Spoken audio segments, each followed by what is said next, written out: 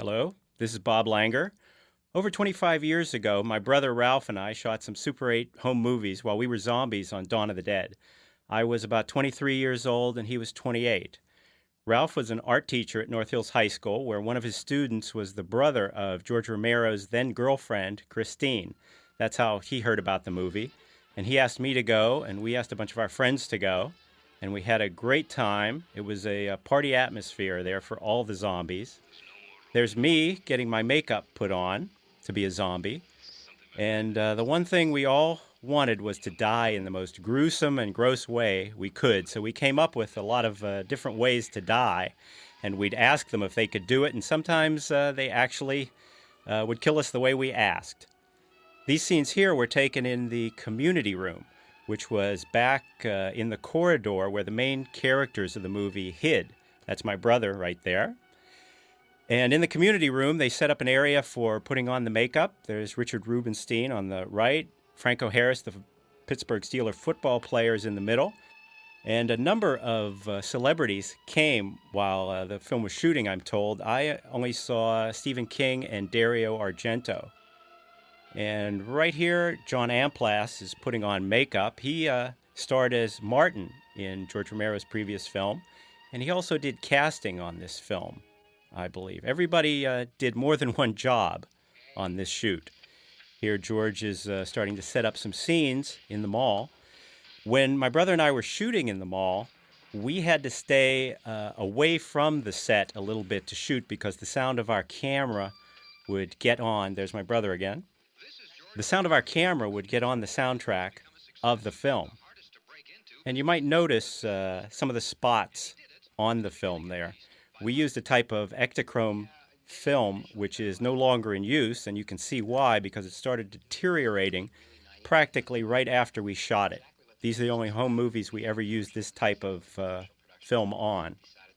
There's people setting up for the next shot, more in the makeup room. Bunch of the zombies getting ready to go shoot at the ice rink.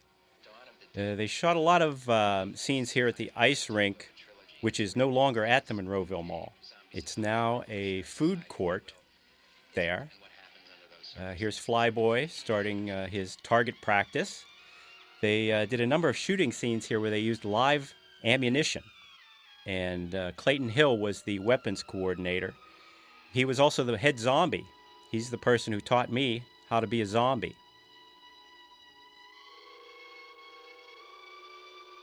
This is Tom Savini creating a last-minute special effect. He had to do that a lot. There were a lot of scenes that were just planned right at the last minute. They weren't in the script. So Tom would have to grab foam rubber, duct tape, and blood and just make something up on the spot. And he was constantly working. Here you can see Tom Savini becoming famous. He was just Tom the makeup man before this, and after this movie, he was the Tom Savini. When we were on the set there, we could go over and just ask him any questions about what he was doing.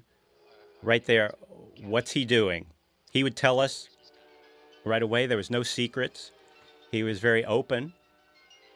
This is the mannequin that was used over and over again all through the shoot.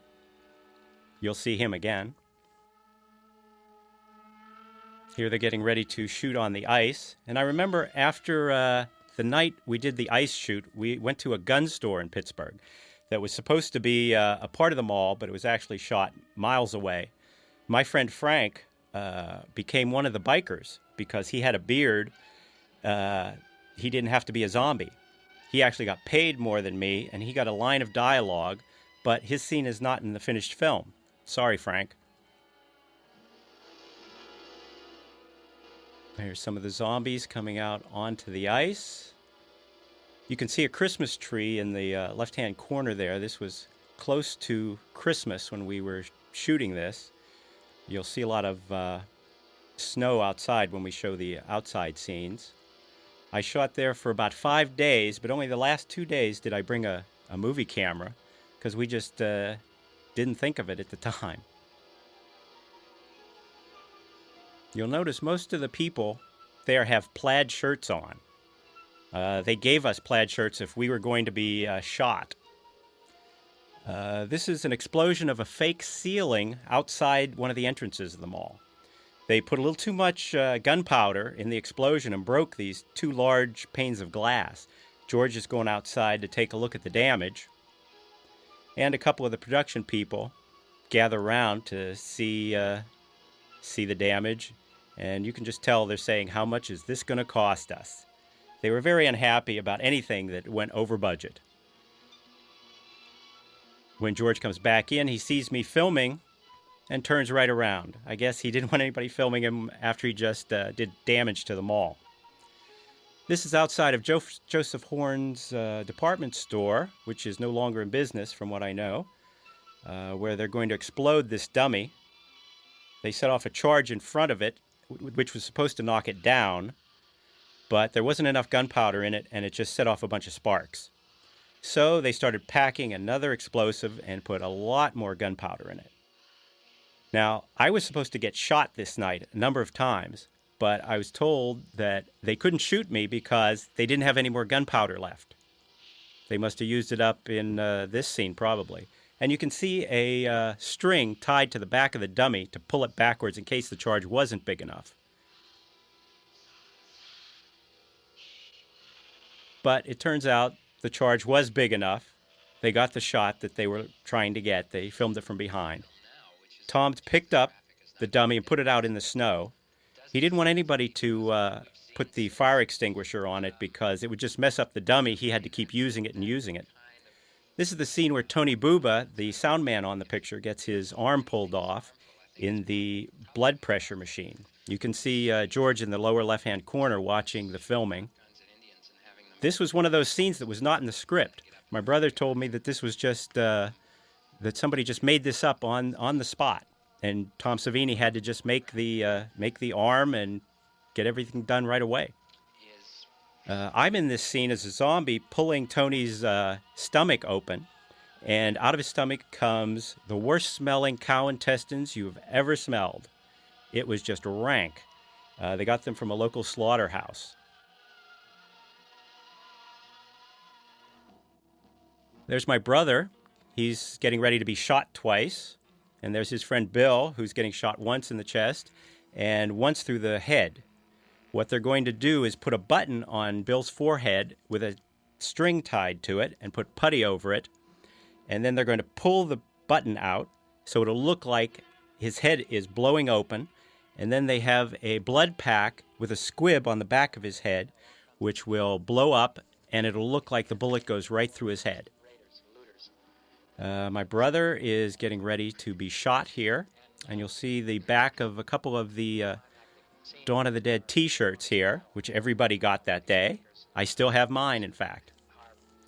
My brother actually gets direction right from George Romero. I'm very jealous. Now, he got shot twice, but he's not in the movie there because he fell too soon, unfortunately. This young girl gets another squib in the head here. There she goes. And Franco Harris looks on approvingly while everybody else has to clean up the blood. They didn't want to leave any blood on the floor for the shoppers coming the next day at the mall. They filmed a number of scenes like this, making fun of the zombies. The bikers would come by and hit them with something, and they even hit them with pies that night. I wish I had gotten scenes of the pie fight. That would have been nice. That lady in the middle is pregnant. She's a friend of ours. And in the new Dawn of the Dead movie, there's a pregnant zombie. But this woman here was the first pregnant zombie. They were a little uncomfortable with her. They put her in the background. I guess it was a simpler time back then. There's me, chewing on a ham bone. And it smelled like ham. And they put a lot more blood on me.